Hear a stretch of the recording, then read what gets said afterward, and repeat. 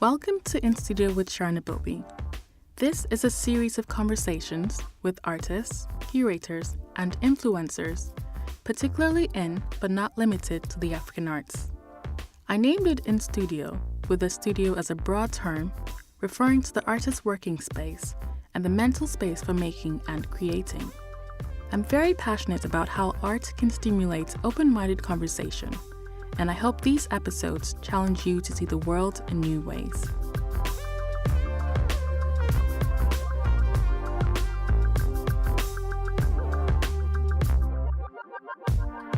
My guest this week is Ibrahim Mahama, one of Ghana's most celebrated contemporary artists. A graduate from the Kwame Nkrumah University of Science and Technology, Ibrahim had an outstanding break in 2014 when he was exhibited at the 56th Venice Biennale, curated by Okwui Enwezor. Following this, his work has been exhibited at the Tel Aviv Art Museum, the Broad Art Museum, White Cube Gallery, and Documenta. Yet, despite this, Ibrahim is one of the most grounded, down-to-earth people I know. He's dedicated to making an authentic impact among the artists and local communities he works with. If you're unfamiliar with Ibrahim's work, I would first recommend that you visit our Instagram page at InStudioWithSO for some pictures. For this conversation, I caught up with Ibrahim just before the opening of his solo exhibition at White Cube in March 2017. And before we start, I must also give a disclaimer about my accent. It tends to change depending on who I'm talking to, and it's just a result of living in Ghana, Canada, and the UK. So because we're both Ghanaian in this instance, my accent switches accordingly. So please don't be surprised.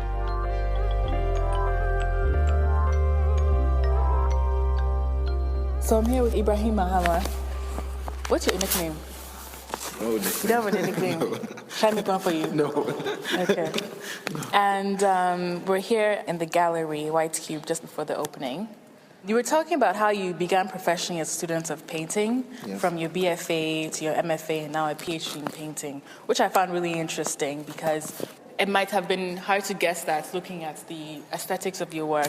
How does your study of painting inform what you do in terms of the medium that you've chosen with the juice sacks for some of these works? But I'm sure it extends to other things, of course. But how does that influence your process? No, I think studying in art school, we learned that the history of painting was so complex in terms of this idea of the image and how things are constructed, or how spaces are kind of somehow spaces can be perceived differently based on how the image is constructed and how it's let's say situated within those spaces. If you can apply paint on a canvas, why can't you work with an already existing object that has paint applied upon it? Yeah, I think there's this idea of having to use my training as a painter into looking into materials that have a significant history and memory, which is somehow very relevant to systems of productions, especially within modern day history, but at the same house sometimes at the verge of neglect. And I'm also interested in these specific materials, which are, like if you see the objects that I work with, they're at this point of decay. So I'm very much interested in this point of decay and the possibilities that it presents beyond itself. And most of the time when it's at a point of decay, there are a lot of characters, textures. It's quite painterly, but at the same time, a lot of them are also very sculptural. So there is this discussion also about looking at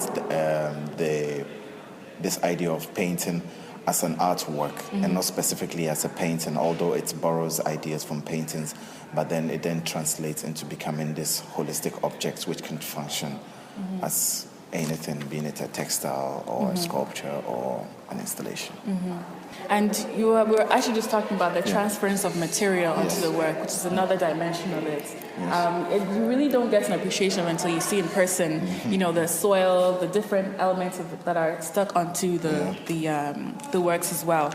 Tell me more about this, and also you also give the example of the paper and the stick. So how have you continued to experiment with that? Yeah, I think one of the things that of course I've always been working on this idea of exchange, but the story of the Exchange Exchanger, which is a project I worked on 2 years ago, actually talks about a story from one of my collaborators where he was talking about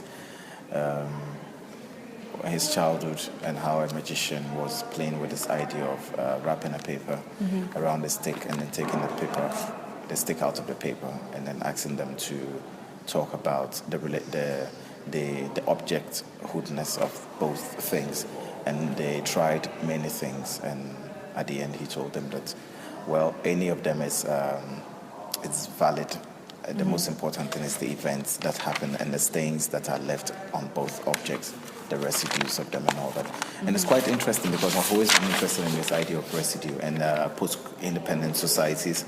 And I like to work with these materials at a point of decay. So recently I've always borrowed from, let's say, the Henschel trains that were used in Ghana during post-independent society. But also most of these trains were used on railway tracks that were built by the British in the late 19th century and the early 20th century. The railway, of course, contributed a lot to the independence of Ghana, but it's quite a bit dysfunctional these days. So I'm kind of interested in this sense of renewal through working with specific aspects of the system at a point where it's almost like collapsing. So it contributes. I borrow a lot from the aesthetics. One, the physical objects themselves, the residues of the objects, and then also in relation to other things, because the trains were very much responsible for the transportation of the beans and other things to the ports which are exported. But then again, this is a part of the train which is like the part where the leather meets the metal of the skin. And then these were luxury interiors of the train. But when the train was destroyed, they discarded those parts only for the steel and other things. So I'm kind of interested in the paradox that is contained within these systems and forms. So the sack has a certain kind of relationship with the idea of a train itself. Although it represents modern life, there are certain contradictions that are embedded within it. The tarpaulins are used ordinarily to cover vehicles that transport goods and commodities across different places. And then later on, when they are worn and other things that they're patched, they're used in covering these dead engines. Sometimes even the same cars, like when they scrap a car and then they remove parts of the engines and the engine oil and then the pieces of metal and other things over time shape the aesthetics of it. So it almost looks like something has been treated, but it's actually very organic in terms of how it's evolved over the years. So it takes probably a decade or something to get this kind of form. So I thought it was somehow interesting in this exhibition to use it to revisit this very idea of painting or my training as a painter, and then to open up the form and the possibilities of the work in terms of the visual aesthetics of it and what it actually looks like when you're very close to it. But you can't see it, especially when it's monumental, because there are a lot of specific details within it. And I thought it was somehow interesting to kind of isolate specific units and then make it like bring the experience down to Okay. And your process is also nomadic, as you have said, in terms of, where you go to produce the works, to produce them site-specific locations. What are some of the parts of Ghana that you've looked at that you found really interesting in terms of moving to different distances across the country? Kwame Nkrumah built, in Nkrumah's regime, there were lots of projects that were embarked upon.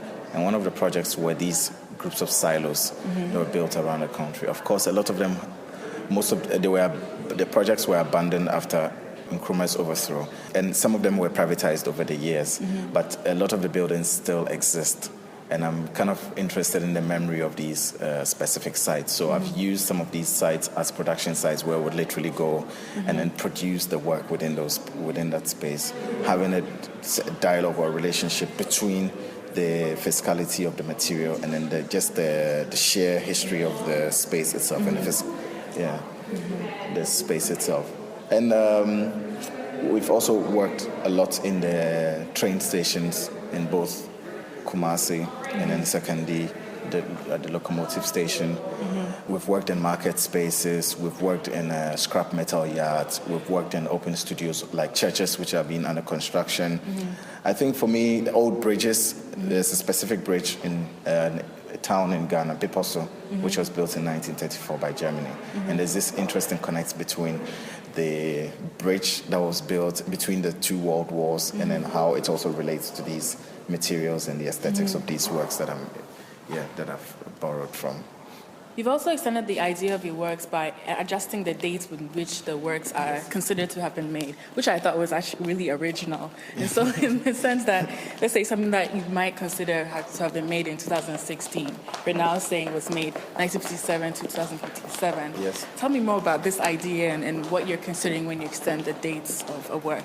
I think it's quite arrogant sometimes to think that as an artist, when you're interested in this idea of time and history, at the point where you spontaneously have to make a decision in terms of how the life of an object, it's mostly reduced down specifically to the point where the artist came into contact with those objects or that form. And I thought that it was quite interesting to extend, to backdate the object to its very the work to its very origin of the objects, and then also to somehow extend it into the future with this idea or glimpse of potential.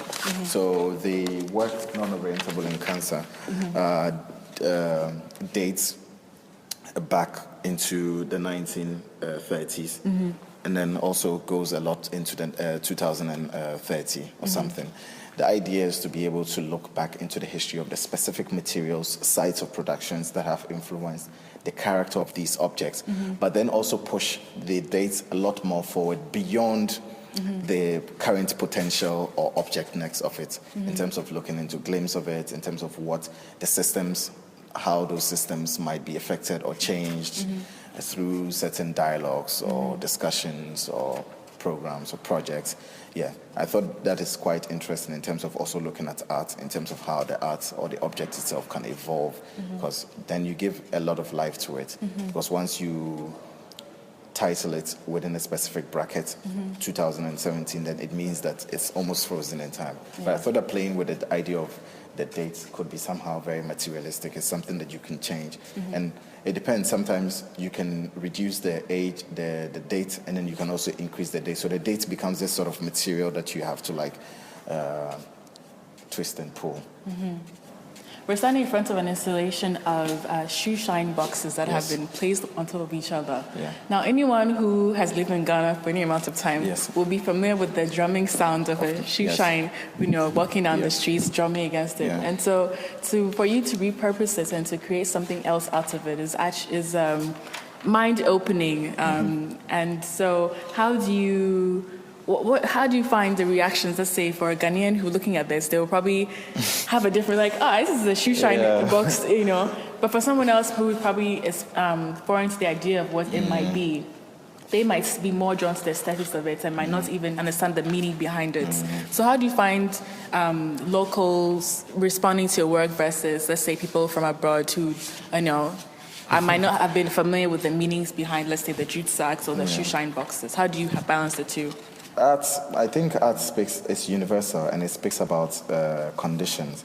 And sometimes artists work from specific sites or from specific spaces, but the idea is that people might be able to look at it and be able to draw various interpretations from it. The objects themselves represent a very system or a certain period within modern architecture in terms of how they are constructed or the spaces that they occupy in terms of this block. I think this work also represents a very important time within this very current state that we're living in terms of issues of even what's happening in America at the moment with the ban on Muslims and all that. Yes, and being a character that I come in from, let's say, the northern part of Ghana, and also dealing with the history of Ghana, as in relation to dealing with the history of the world, like Africa specifically. I thought that it's somehow interesting to kind of work with these specific objects and then try as much as possible to present them in such a way that when people actually see it, they can relate to it in various ways.